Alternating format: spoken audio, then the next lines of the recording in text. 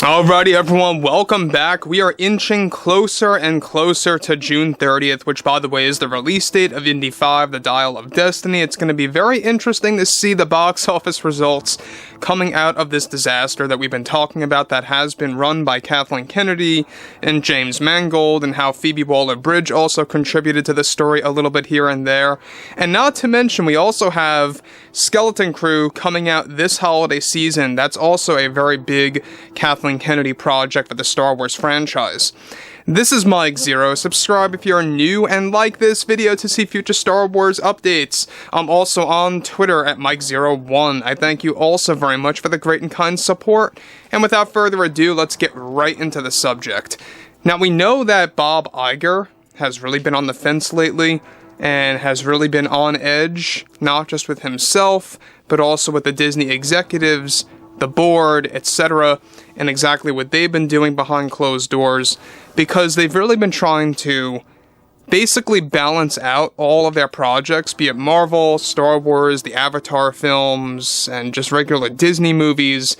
In fact, a lot of those movies and TV shows have been pushed, and Avatar 5 being pushed until 2031 is just insanity. But moving on to the main subject here, alright? What's interesting about all of this has a lot to do with what Bob Iger had to say about the cancellation of Star Wars movies.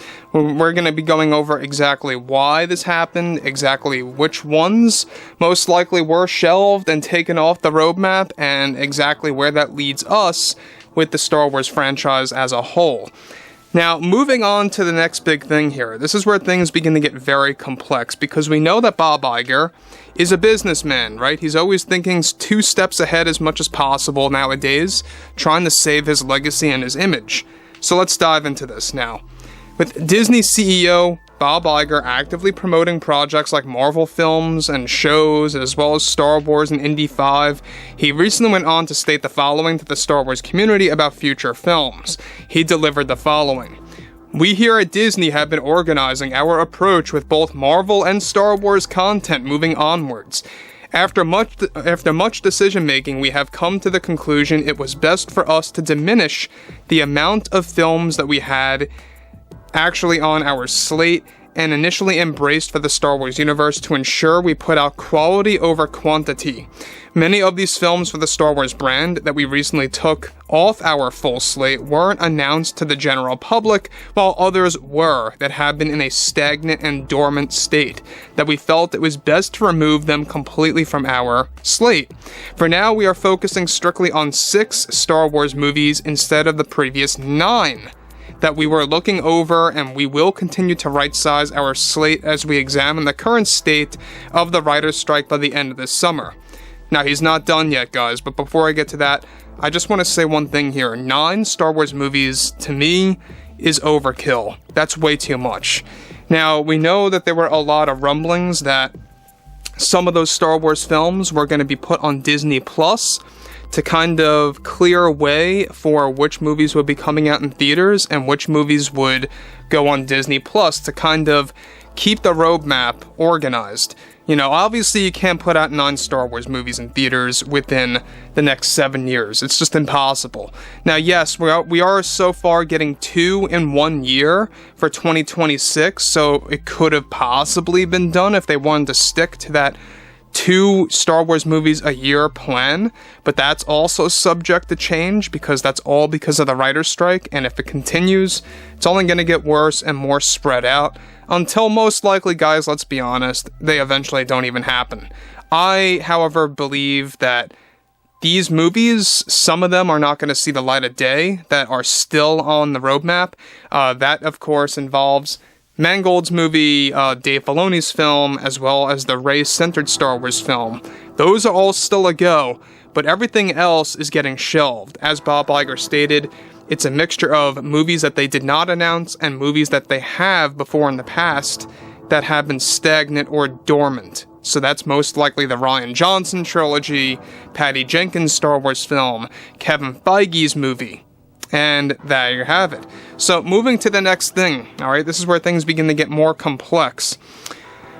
Now, he goes on to state the following further. We are also going to fine-tune our slate of Star Wars TV shows to give our creators more breathing room to create likability and quality-driven material. Our priority is to give what the community to the franchise wants the best that we can. Our announced films still remain intact, however, are going to be debated upon and could potentially be delayed again. This is limited to Mangold's, Filoni, and Steven Knight's movies that we have been endlessly working on in order to eventize the Star Wars franchise in theaters again. Which, by the way, guys, that's a word that Kathleen Kennedy created. I'm not sure if that's even a word. Correct me if I'm wrong. He goes on to further state, we felt this was our best move and to focus on 3 only for now, with 3 more we plan to announce next year to the general public as opposed to a D23 announcement. We apologize for the delay for both Star Wars and Marvel content as well as our Avatar films, stretching until 2031. We only want the best for our fans and we will deliver. Now, here's the thing I can take from this, guys, real quick, before I get to something else. What's interesting here is that we were supposed to get 3 more movies announced at this year's D23 in September. That is now being moved until early 2024, give or take. Most likely during the first earnings call by Disney. Alright, so just keep that in mind. Those, by the way, are the 3 old Republic movies that we here have been talking about for well over a year. So they will be announcing those now next year instead of D23. And to be honest, guys, it's not looking good for Disney right now when it comes to announcements, when it comes to movies that have already been announced, as they are constantly getting delayed for multiple reasons. First, it was creative differences, then it was Kathleen Kennedy just flat out canceling them, and then it was just shifting them and delaying them for no reason, and now it's because of the writer's strike. And the next thing, before you know it, I would not be too surprised if these 3 movies just get shelved, and then they're going to be like, oh, let's start over, let's create a new slate of Star Wars films. It's just getting very tiresome after a while, guys. I really have to get that off my chest. It is getting tiresome seeing Disney act this way, where they even say here, Bob Iger says here at least, that it could potentially get delayed again if the writer's strike persists further. And we talked about this. If the writer's strike is still around by this August, you're going to have more movie delays. And that would definitely shift Avatar 5 from 2031 until 2032. Even that sounds ridiculous. Like, who's thinking that far ahead, right? I don't know why Disney has, like, that marketing plan of theirs where they have these movies that stretch out so many years in advance, where it's just like, okay, you know, that's just, like, crazy talk. Because anything can happen from point A to point B within that time frame. Why would fans want to look forward to a date like that? But I digress, guys. Moving to the more important thing here is that Bob Iger is saying that the 3 movies that were announced, Celebration remain, but everything else that were not announced and that were already in stagnant and, you know, dormant mode basically are getting canceled.